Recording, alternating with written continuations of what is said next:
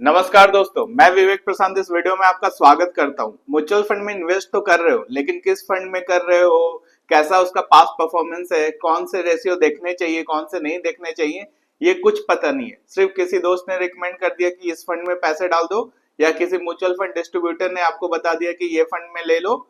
अब उसमें उसका कितना कमीशन बन रहा है, नहीं बन रहा है, ये आपको बिल्कुल पता नहीं है। तो मैं इस वीडियो में आपको समझाता हूँ कि म्यूचुअल फंड में कैसे इन्वेस्ट करें और म्यूचुअल फंड का पूरा कच्चा चिट्ठा पूरा कैसे आप चेक कर सकते हो अपने घर बैठ के अपने मोबाइल के ऐप से, और वो भी बहुत इजी अंडरस्टैंडिंग के साथ।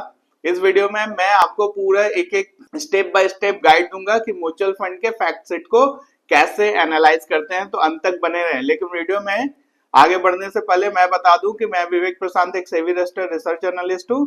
मैं ऐसे ही इंफॉर्मेटिव वीडियो अपने यूट्यूब चैनल पे डेली डालता हूं। अगर आप एक अच्छे इन्वेस्टर और ट्रेडर बनना चाहते हैं तो मुझे सब्सक्राइब कर लें और बेल आइकन पे दबा दें, जिससे कोई भी वीडियो मेरी आपकी मिस ना हो। तो चलिए सीखते हैं कि म्यूचुअल फंड का फैक्ट शीट कैसे देखते हैं और कैसे डिसाइड करते हैं कि ये म्यूचुअल फंड अच्छा है या नहीं है, और ये कैसे डिसाइड करते हैं कि मुझे इसमें लंबे समय तक बने रहना चाहिए या नहीं बने रहना चाहिए। तो चलिए आप अपने स्क्रीन पे देख सकते हो। तो आप देख सकते हो कि यहाँ पर मैंने ऑलरेडी ये ग्रो का गूगल में सर्च करके रखा हुआ है।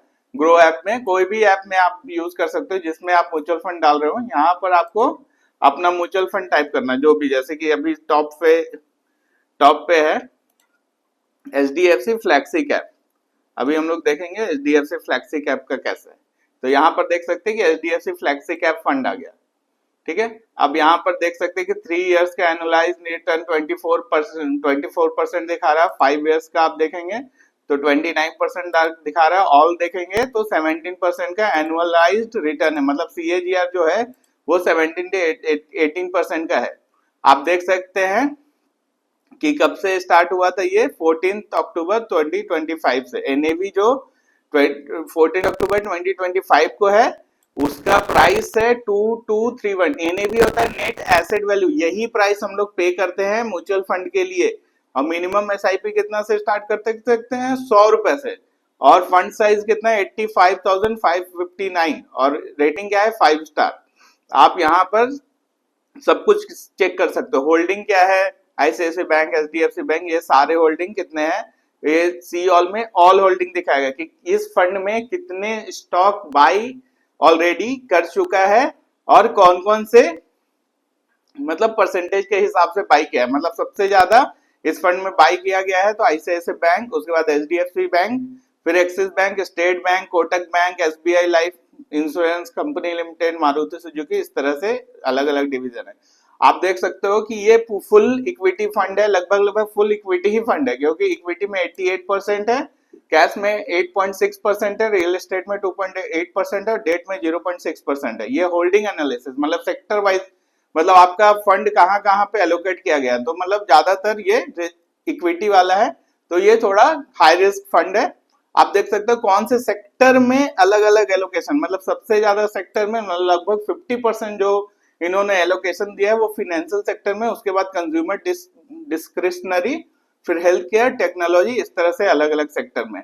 आप देख सकते हो एडवांस रेशियो। अभी यहाँ पर आप बोलोगे कि अल्फा क्या है, बीटा क्या है, साप रेशियो क्या है, शॉर्टिनो क्या है, और पीई रेशियो क्या है, पीबी रेशियो, तो ये सब जो दिखाया, मतलब टॉप 5 में जो फंड था वो 33% टाइम है, टॉप 20 में 71% टाइम है, मतलब अच्छा फंड है। और यहाँ बीटा ये बताता है आपको, बीटा ये बताता है कि बेंचमार्क कभी कभी जैसे कि BSE 500 भी रखते हैं, निफ्टी 500 भी रखते हैं, या निफ्टी 50 भी बेंचमार्क रखते हैं, उससे वो कितना डिविएट करता है। मतलब कि अगर बेंचमार्क 1 जाएगा तो ये कितना फ्लक्चुएट करेगा। मतलब बीटा अगर 1 के आसपास है तो आप समझिए कि बेंचमार्क के जैसा ही फ्लक्चुएशन है, ज्यादा ऊपर नीचे करने वाला है नहीं। साप रेशियो जितना ज्यादा रहेगा उतना अच्छा है, 1 पॉइंट के ऊपर रहेगा तो बहुत अच्छा है। अल्फा 8.45, मतलब कि जितना बेंचमार्क दे रहा है उससे 8% ज्यादा का ये रिटर्न दे रहा है। मतलब बेंचमार्क अगर 12% का दे रहा है, उससे 8% ज्यादा 20% का ये ईयरली रिटर्न देगा। आप यहाँ पर देख सकते हो ये सारे रेशियोज। ठीक है, मिनिमम इन्वेस्टमेंट कितना है, 100 से आप स्टार्ट कर दो। इससे कम का एसआईपी आपको क्या मिलेगा, मतलब आपके पास 100 रुपए भी बच रहा है, 200 रुपए भी बच रहा है, 500 रुपए भी बच रहा है, तब भी एसआईपी स्टार्ट करो, म्यूचुअल फंड स्टार्ट करो। पैसे को बैंक में रख के कोई फायदा नहीं है। अभी रिटर्न और रैंकिंग देखेंगे तो फंड रिटर्न 1 ईयर में 6.9 है, 3 इयर्स में 24.5 है, 5 इयर्स में 29.6% है और ओवरऑल 17.1%। और क्या चाहिए आपको? 15% से ओवरऑल ज्यादा आपका पैसे बन रहे हैं, और क्या चाहिए आपको? उसमें रैंक देख सकते हैं, 3 पर था, 6 पर है, 2 पर है, 5 ईयर में 2 पर है, ऑल में नॉट एप्लीकेबल होता है, लेकिन आप 5 इयर्स में देख रहे हो सेकेंड रैंक पे ये फंड है। इसलिए मैंने ये फंड चुना है कि ये one of the best fund है। ठीक है, पीयर कंपैरिजन में हम लोग देख सकते हैं कि लगभग सब उसी कैटेगरी में रिटर्न दिए। 1 ईयर में देख सकते हो कि पीयर माइनस में है, फिर भी ये सबसे हाईएस्ट परसेंट रिटर्न में ये डाला हुआ है। मतलब इसके कंपैरिजन में सिर्फ पराग पारक फ्लेक्सी कैप फंड है जिसका फंड साइज इससे ज्यादा है और 5 स्टार रेटिंग भी है। इसके कंपैरिजन में इसके जितने भी पीयर्स कंपैरिजन में ये कम ही है। एक्सपेंस रेशियो देख सकते हैं 0.69, ये भी आपको एग्जिट में देना पड़ेगा, आपको थोड़ा ध्यान देना पड़ेगा। ये क्या बोल रहा है? Exit lot of 1%, if rating, मतलब 1 साल में आप इसको बेचते हैं तो 0.69% की जगह 1%, मतलब कि 1 लाख रुपया का आपका फंड है तो आपका 1000 रुपया कट जाएगा। मतलब 2 लाख का फंड है तो 2000 रुपया आपका कट जाएगा, 1 साल में बेचते हैं। और अगर 1 लाख का फंड है, 1 साल से ज्यादा में बेचते हैं तो आपका 690 रुपया उधर में कटेगा, 0.69%। तो इसको एक्सपेंस रेशियो बोलते हैं। और स्टाम्प ड्यूटी भी आपको उस समय बेचने टाइम लगेगा 0.005%, ये डायरेक्ट सरकार को जाती है।